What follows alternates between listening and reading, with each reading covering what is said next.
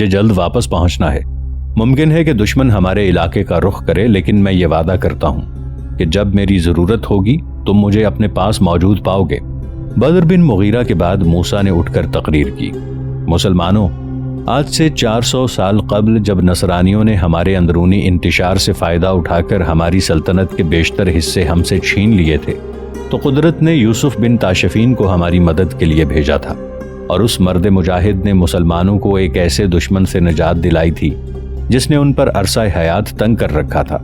اور جب آج ہماری قوم کے غدار دشمن کے لیے ہمارے گھروں کے دروازے کھول چکے تھے، جب منافقین کا گروہ ذلت کے چند ٹکڑوں کے عوض ہمیں فرڈیننڈ کی غلامی کی بیڑیاں پہنا چکا تھا، بدر بن مغیرہ ہمارے لیے فرشتہ رحمت بن کر آیا۔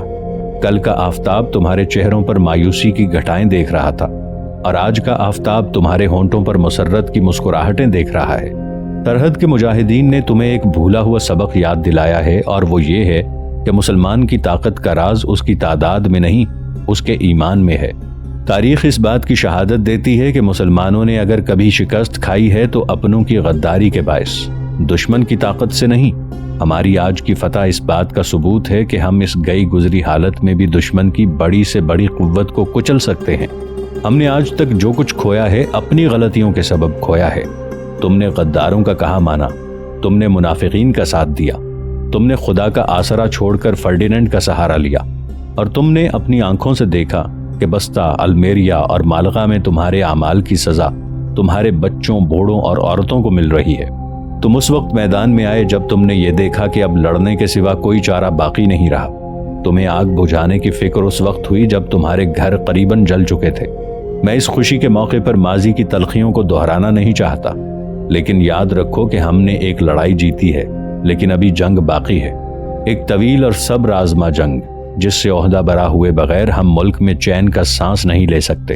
اور اس جنگ میں آخری فتح حاصل کرنے کے لیے ہمیں اپنی ان تمام بیماریوں کا علاج کرنا پڑے گا جس کے باعث ابو الحسن الزغل کی شاندار فتوحات شکستوں میں تبدیل ہو گئیں۔ ہمیں قوم کے ان غداروں سے نجات حاصل کرنا پڑے گی جو ہماری عزت اور آزادیوں کو چند کوڑیوں کے عوض دشمن کے ہاتھ فروخت کر چکے تھے۔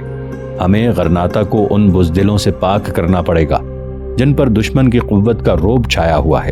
ہمیں ان شرپسندوں سے باخبر رہنا چاہیے جو غرناطہ میں ہسپانوی، بربری اور عربی کی نزا پیدا کرنا چاہتے ہیں۔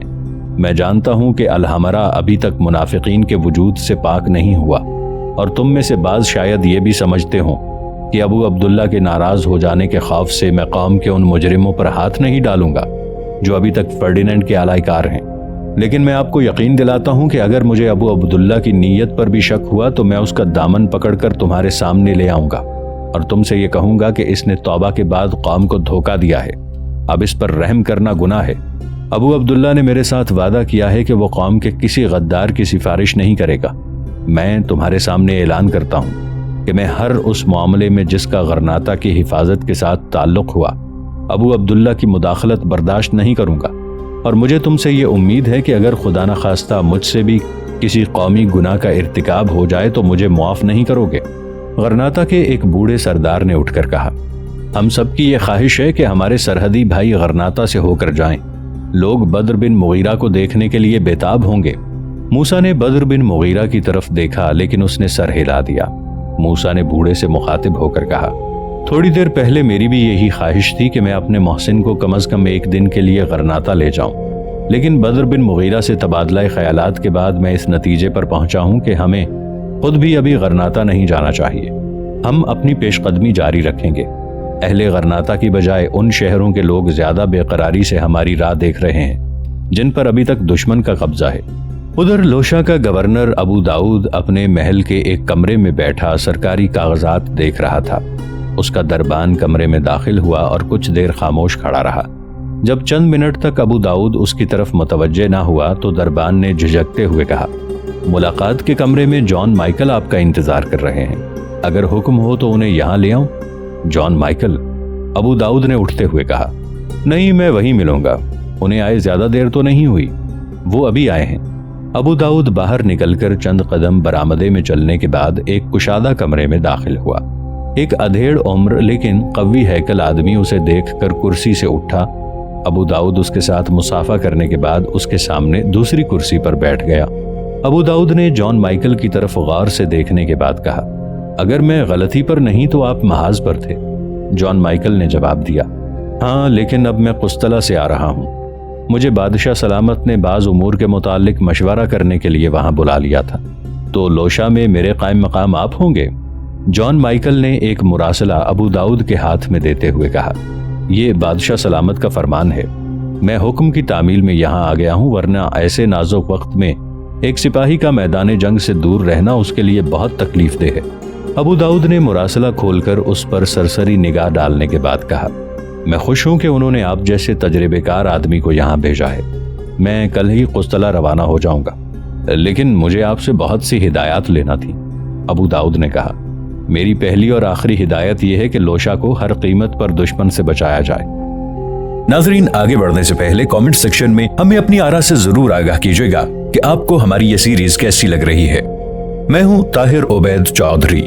آئندہ آنے والی اقساط سے باخبر رہنے کے لیے ہمارے چینل کو سبسکرائب کر لیں اور ساتھ موجود بیل آئیکن کو ضرور کلک کر لیں۔ شکریہ۔ وہ آدمی کہنے لگا، اس کے لیے آپ مجھ پر بھروسہ کر سکتے ہیں، کل تک یہاں 5000 مزید سپاہی پہنچ جائیں گے۔ ابو داؤد کہنے لگا، اس کے بعد میں صرف یہ کہوں گا کہ دشمن کی تازہ فتوحات نے مقامی مسلمانوں میں کسی حد تک جوش پیدا کر دیا ہے۔ میں نے خطرناک آدمی گرفتار کر لیے ہیں، اب بغاوت کا کوئی اندیشہ نہیں۔ مسلمانوں کا جوش ٹھنڈا کرنے کے لیے ان کے اکابر کا ایک گروہ کام کر رہا ہے۔ آپ ان کے ساتھ تعاون کریں اور ان کے راستے میں مالی مشکلات حائل نہ ہونے دیں۔ میں جانے سے پہلے آپ سے ان لوگوں کی ملاقات کروا دوں گا۔ جان مائیکل نے کہا، آپ کتنا عرصہ باہر رہیں گے؟ ابو داؤد کہنے لگا، یہ حالات پر منحصر ہے۔ اگر میرے جانے تک تمام علماء جنہیں قسطلہ پہنچنے کی دعوت دی جا چکی ہے وہاں پہنچ گئے تو میں جلدی آ جاؤں گا، ورنہ شاید مجھے دیر لگ جائے۔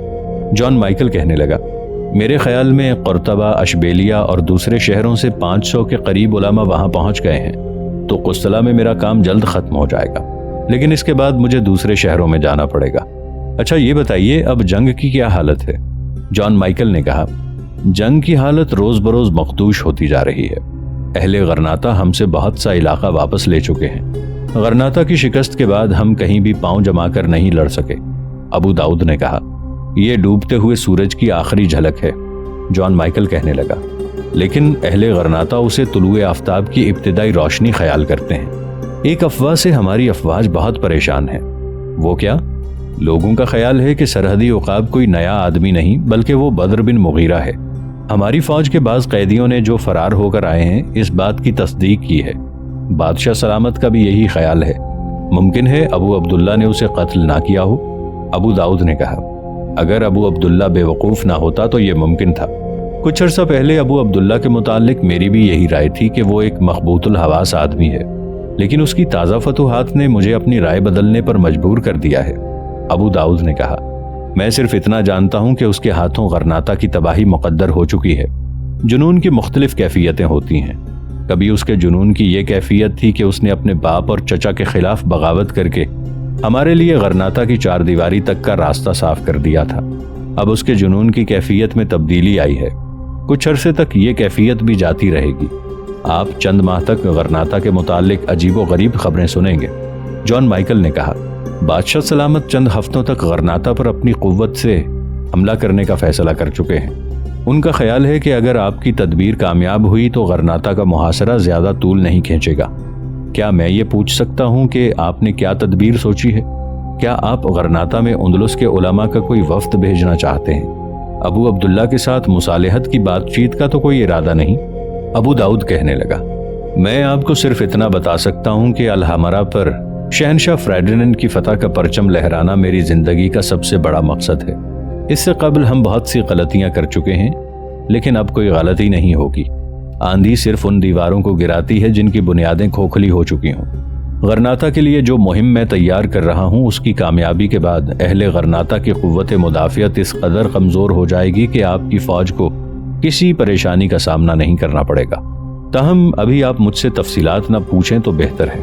اب میرا سب سے پہلا کام یہ ہے کہ آپ کے قیام کا بندوبست کیا جائے اور آپ کو ان لوگوں کے ساتھ متعارف کرایا جائے جو میری غیر حاضری میں آپ کو مفید مشورے دے سکیں گے۔ محل کا ایک حصہ بالکل خالی پڑا ہے، میرے بال بچے یہیں رہیں گے۔ تاہم اگر آپ کو ضرورت ہو تو چند اور کمرے بھی خالی کیے جا سکتے ہیں۔ جان مائیکل نے کہا، میں ایک سپاہی ہوں، اس کے علاوہ میں اکیلا ہوں، میری ضروریات بہت مختصر ہیں، ایک مختصر سا مکان میری ضروریات کے لیے کافی ہوگا، میں آپ کے بچوں کو تکلیف دینا مناسب نہیں سمجھتا۔ ابو داؤد نے کہا، محل کا بایاں حصہ بالکل خالی ہے، آپ دیکھ لیجئے، میرے خیال میں وہ آپ کے لیے کافی ہوگا۔ رات کے وقت مائیکل نے ابو داؤد کے ہاں کھانا کھایا۔ اس دعوت میں شہر کے چند امراء کے علاوہ اونچے طبقے کی خواتین بھی شریک ہوئیں۔ ربیہ علالت کا بہانہ کر کے غیر حاضر رہی۔ اینجلا نے بھی سر درد کا بہانہ کیا، لیکن ماں کے سامنے اس کی پیش نہ گئی۔ غرناطہ چھوڑنے کے بعد اینجلا کے مزاج میں بہت تبدیلی آ چکی تھی۔ ربیہ کی طرح وہ بھی کسی مجلس میں شریک ہونا پسند نہ کرتی۔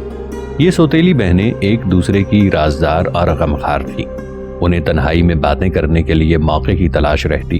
میریا کو یہ احساس تھا کہ اس کی بیٹی ربیہ کی عادات اور خیالات سے بہت متاثر ہے۔ اسے یہ شکایت تھی کہ اینجلا اتوار کے دن بھی عبادت کے لیے گرجے میں جانے کی بجائے گھر پر ربیہ کے پاس رہنا زیادہ پسند کرتی ہے۔ ربیہ کی طرح وہ کسی سے ملنا جلنا پسند نہیں کرتی۔ جب میریا کو زیادہ غصہ آتا وہ ربیہ کو جی بھر کر کوستی اور اینجلا کو اس سے دور رہنے کی تاکید کرتی، لیکن اینجلا مامتا کی کمزوریوں سے واقف تھی۔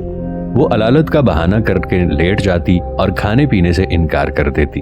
میریا اسے منانے کی ناکام کوشش کے بعد چلا اٹھتی، ربیہ ربیہ، میں جانتی ہوں جب تک تم کچھ نہیں کہو گی وہ کھانے کو ہاتھ نہیں لگائے گی، تم نے اس پر جادو کر دیا ہے، وہ کھائے بغیر سو جائے گی اور پہلے ہی سوکھ کر کانٹا ہو چکی ہے، وہ سمجھتی ہے کہ میں اس کی دشمن ہوں۔ ربیہ آخر میں نے کہا کیا ہے؟ کیا سوتیلی ماں کو اتنا بھی حق نہیں؟ میریا ہار مان کر اپنے کمرے میں چلی جاتی اور تھوڑی دیر بعد خادمہ اسے آ کر بتاتی کہ وہ دونوں کھانا کھا رہی ہیں۔ اس قسم کے واقعات کے بعد چند دن خیریت سے گزر جاتے۔ بارہا میریا نے دروازوں کی آڑ میں کھڑی ہو کر ربیہ اور اینجلا کی کانا پھوسی سننے کی کوشش کی، لیکن اینجلا اپنی سوتیلی بہن سے عربی بولنا سیکھ چکی تھی، اور وہ یہ زبان تھی جسے اندلس کے عیسائی حکومت خلاف قانون قرار دے چکی تھی۔ وہ ابو داؤد سے شکایت کرتی، لیکن وہ اسے یہ کہہ کر ٹال دیتا کہ اینجلا عربی زبان سیکھنے کے بعد سلطنت کی نہایت اہم خدمات سر انجام دے سکے گی۔ اگر کوئی نازک وقت آیا تو ہمیں دشمن کی صفوں میں انتشار ڈالنے کے لیے ایسی لڑکیوں سے کام لینا پڑے گا۔ آج جب میریا نے اینجلا کو دعوت میں شریک ہونے کے لیے کہا تو وہ کوئی جواب دیے بغیر ربیہ کے پاس گئی اور اس سے کہنے لگی، ربیہ، میں وہاں نہیں جانا چاہتی، ان کی باتیں میرے لیے ناقابل برداشت ہوں گی۔ ربیہ نے کہا، اینجلا، یہ ایک مجبوری ہے، ابھی وہ وقت نہیں آیا کہ ہم ہر کام اپنی مرضی سے کر سکیں، تم وہاں جاؤ، شاید ان کے متعلق کوئی نئی معلومات ہو جائے۔ جب اینجلا ربیہ کے کمرے سے باہر نکلی تو میریا دروازے پر کھڑی تھی۔ اس نے کہا، اینجلا، خدا کے لیے مجھے پریشان نہ کرو، جان مائیکل بہت بڑا آدمی ہے، ہسپانیہ کی معزز ترین خواتین اس کے ساتھ بات کرنا اپنے لیے باعث فخر سمجھتی ہیں، تم اب جوان ہو، مجھے تمہارے مستقبل کی فکر ہے، ایسا موقع بار بار ہاتھ نہیں آتا، جان مائیکل کی بیوی مر چکی ہے، تم آج دیکھو گی کہ لوشا کی خواتین اسے اپنی طرف متوجہ کرنے کے لیے کس قدر بے قرار ہیں۔ اینجلا نے برہم ہو کر کہا، امی جان، اگر آپ ایسی باتیں کریں گی تو میں ہرگز اس کے سامنے نہیں جاؤں گی۔ میریا نے پر امید ہو کر کہا، اینجلا، تم سمجھدار ہو، میں تمہیں کسی فیصلے پر مجبور نہیں کروں گی، لیکن ایک مہمان کی عزت افزائی تمہارا فرض ہے، وہ بادشاہ کا نائٹ اور صلیب کا محافظ ہے۔ اینجلا کہنے لگی، امی جان، میں آپ کے حکم کی تعمیل میں وہاں جاؤں گی، ورنہ مجھے اس کے ساتھ کوئی دلچسپی نہیں، مجھے ان وحشیوں سے نفرت ہے جن کے دامن معصوم لڑکیوں کی عصمت کے خون سے داغدار ہیں۔ تمہیں ربیہ نے اپنے مذہب سے بدظن کر دیا ہے۔ اینجلا نے جواب دیا، اگر کوئی مذہب معصوم بچوں کو موت کے گھاٹ اتارنے، بے گناہوں کو قتل کرنے اور سرے بازار عورتوں کی بے حرمتی کی اجازت دیتا ہے تو مجھے ایسے مذہب کے نام سے بھی نفرت ہے۔ میریا نے قدرے نادم ہو کر کہا، اینجلا، جان مائیکل تمہارے باپ کی غیر حاضری میں اس شہر کا گورنر ہوگا، میرے خیال میں ہم اس کے ساتھ مانوس ہو کر اسے زیادہ متاثر کر سکتی ہیں۔ اب تم تیاری کرو، مہمان آنے والے ہیں۔ کھانا کھانے کے بعد جب مہمان رخصت ہو رہے تھے، اینجلا آنکھ بچا کر کمرے سے نکلی اور تیزی سے قدم اٹھاتی ہوئی ربیہ کے کمرے میں داخل ہوئی۔ اس نے دروازہ بند کر کے سہمی ہوئی آواز میں کہا، ربیہ، میں اس سے ڈرتی ہوں، وہ بھوکے بھیڑیے کی طرح میری طرف دیکھ رہا تھا، مجھے اپنی مرضی کے خلاف اس کے قریب بیٹھنا پڑا، وہ شراب میں غرق تھا اور اب وہ اسی محل میں رہے گا۔ ربیہ، میں ڈرتی ہوں، وہ کہتا تھا کہ غرناطہ کی فوج یہاں سے 30 میل کے فاصلے پر ایک قلعے پر قبضہ کر چکی ہے، کاش ہم وہاں جا سکتی۔ ربیہ نے اسے تسلی دیتے ہوئے کہا، اینجلا، خدا کو ہماری بے بسی کا علم ہے، وہ ہماری مدد کرے گا۔ کسی نے دروازہ کھٹکھٹایا۔ اینجلا نے بدحواس ہو کر دروازہ کھولا۔ میریا نے جلدی سے اندر داخل ہو کر کہا، اینجلا، ہمیں شرمسار نہ کرو، تمہیں مہمانوں کو رخصت کرنے سے پہلے نہیں بھاگنا چاہیے تھا۔ مجھے یہ بہانہ کرنا پڑا کہ تم درد سر کی وجہ سے وہاں نہیں ٹھہر سکی۔ باقی مہمان چلے گئے، لیکن جان مائیکل تمہاری تیمارداری کرنے پر مصر ہے۔ اب خدا کے لیے اپنے کمرے میں جاؤ، میں اسے وہاں لاتی ہوں۔ اینجلا نے جواب دیا، وہ شراب سے مدہوش ہے، میں اس سے نہیں ملوں گی۔ میریا کہنے لگی، وہ اسے اپنی بے عزتی خیال کرے گا۔ اینجلا نے کہا، لیکن مجھے اپنی عزت زیادہ عزیز ہے۔ کچھ دیر ماں اور بیٹی کی بحث جاری رہی۔ اتنے میں ابو داؤد کمرے میں داخل ہوا۔ میریا نے اپنے شوہر کی طرف دیکھ کر کہا، اینجلا ربیہ کے سوا کسی کا کہا نہیں مانے گی۔ ابو داؤد میریا کی طرف توجہ دیے بغیر کرسی پر بیٹھ گیا۔ میریا نے پھر کہا، اینجلا اپنے کمرے میں جانے کو تیار نہیں، وہ یہ سمجھے گا کہ اس نے جان بوجھ کر اس کی توہین کی ہے۔ ابو داؤد نے مغموم لہجے میں کہا، ایک شرابی کو اس قدر ذل حس نہیں ہونا چاہیے، میں اسے اس کے کمرے میں چھوڑ آیا ہوں۔ میریا، شاید میں نے اس سے محل میں ٹھہرنے کی اجازت دے کر غلطی کی ہے، کاش میں تمہیں اپنے ساتھ لے جا سکتا۔ وہ میری غیر حاضری میں تمہارے ساتھ بدسلوکی کی جرت نہیں کر سکتا، لیکن پھر بھی تم لڑکیوں کو اس کی نگاہوں سے دور رکھو۔ نشے کی حالت میں وہ مجھے اس آدمی سے مختلف نظر آتا ہے جس کو اپنے مکان کے ایک حصے میں ٹھہرنے کی اجازت دے چکا ہوں۔ میریا نے کہا، میں شہنشاہ فریڈینڈ کے نائٹ کو اس قدر ذلیل نہیں سمجھتی کہ وہ… ابو داؤد نے اس کی بات کاٹتے ہوئے کہا، تاہم محتاط رہنے میں کیا نقصان ہے؟ میریا نے لاجواب سی ہو کر کہا، آپ جانتے ہیں کہ اینجلا ربیہ کی اجازت کے بغیر کسی سے بات تک نہیں کرتی، اور ربیہ کسی عیسائی کے ساتھ خواہ وہ فرشتہ ہی کیوں نہ ہو اینجلا کو ملنے کی اجازت نہیں دے گی۔ اس لیے آپ کا مجھ سے کوئی بات کہنا بے سود ہے۔ آپ جو کچھ کہنا چاہتے ہیں ربیہ سے کہیں۔ ربیہ نے کہا، امی، میں ابا جان کے کہے بغیر بھی اپنا فرض پورا کروں گی۔ تو تمہارے خیال میں اینجلا کی دشمن ہوں؟ میں نے یہ نہیں کہا۔ تم اینجلا کو اس کے ہم مذہبوں سے دور رکھنا چاہتی ہو۔ ربیہ کہنے لگی، میں اسے بری نگاہوں سے دور رکھنا چاہتی ہوں۔ اینجلا نے کہا۔ میریا کہنے لگی، تم نے اس پر جادو کر رکھا ہے، تم اسے اپنے مذہب کی تعلیم دیتی ہو، تم نے اسے عربی میں باتیں کرنا سکھایا ہے، تم نے میری بھولی بھالی لڑکی کے دل میں میرے خلاف نفرت کا بیج بویا ہے، تم میری دشمن ہو، تم… اینجلا نے چلا کر کہا، امی، خدا کے لیے ایسی باتیں نہ کرو۔ اگر تمہاری باتوں سے ربیہ کو میرے ساتھ نفرت ہو گئی تو میں زندہ نہیں رہوں گی، میں اس محل کے سب سے اونچے برج پر چڑھ کر چھلانگ لگا دوں گی۔ اینجلا مامتا کی دکھی ہوئی رگ چھیڑ چکی تھی۔ میریا نے مروب ہو کر اپنی بیٹی کو دیکھا، وہ رو رہی تھی۔ بیٹی کی آنکھوں میں چمکتے ہوئے آنسوؤں نے میریا کے ہونٹ سی دیے اور وہ کوئی بات کہے بغیر باہر نکل گئی۔ ابو داؤد نے اٹھتے ہوئے کہا، ربیہ، میں اینجلا کو تمہیں سونپ کر جا رہا ہوں، میریا کی باتوں سے متاثر نہ ہونا۔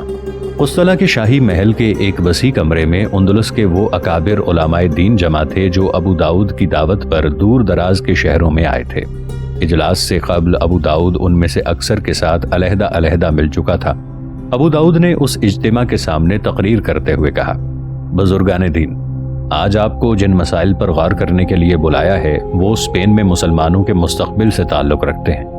غرناطہ کی چپا بھر زمین اور تھوڑے سے پہاڑی علاقے کے سوا باقی تمام اندلس کے مسلمان شہنشاہ فریڈینڈ کی رعایا بن چکے ہیں، اور جب تک غرناطہ کے ساتھ ہماری جنگ شروع نہیں ہوئی تھی اندلس کے مسلمان اپنے عادل اور رحم دل بادشاہ کے سائے میں آرام کے دن گزار رہے تھے۔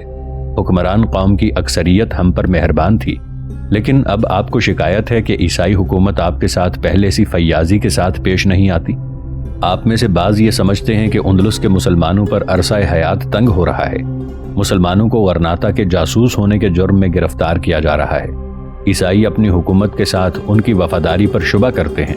یہ واقعات بہت افسوسناک ہیں، لیکن اگر آپ ٹھنڈے دل سے غور کریں تو آپ یہ محسوس کریں گے کہ کچھ کوتاہی ہم سے بھی ہوئی ہے۔ عوام ہمیشہ کوتاہ نظر ہوتے ہیں، لیکن ہماری سب سے بڑی بدقسمتی یہ ہے کہ ابھی تک ہمارے علماء نے بھی وقت کے سیلاب کا رخ نہیں پہچانا۔ ہم میں سے کون ہے جو یہ نہیں جانتا کہ غرناطہ اور قسطلہ کی جنگ چیونٹی اور ہاتھی کا مقابلہ ہے۔ اہل غرناطہ جس راستے پر گامزن ہوئے ہیں وہ صرف تباہی کا راستہ ہے۔ وہ چند ہفتوں یا چند مہینوں کے لیے اپنی تباہی کی تاریخ ملتوی کر سکتے ہیں، وہ اپنی تقدیر نہیں بدل سکتے۔ اگر یہ مسئلہ صرف غرناطہ اور قسطلہ کی افواج تک محدود ہوتا تو ہم اس قدر پریشان نہ ہوتے اور میں آپ کو یہاں آنے کی تکلیف نہ دیتا، لیکن یہ ایک تلخ حقیقت ہے کہ اس جنگ کا ہمارے حال اور مستقبل کے ساتھ گہرا تعلق ہے۔ اندلس کے لاکھوں مسلمان عیسائیوں کی اکثریت اور ان کی حکومت کے رحم و کرم پر ہیں۔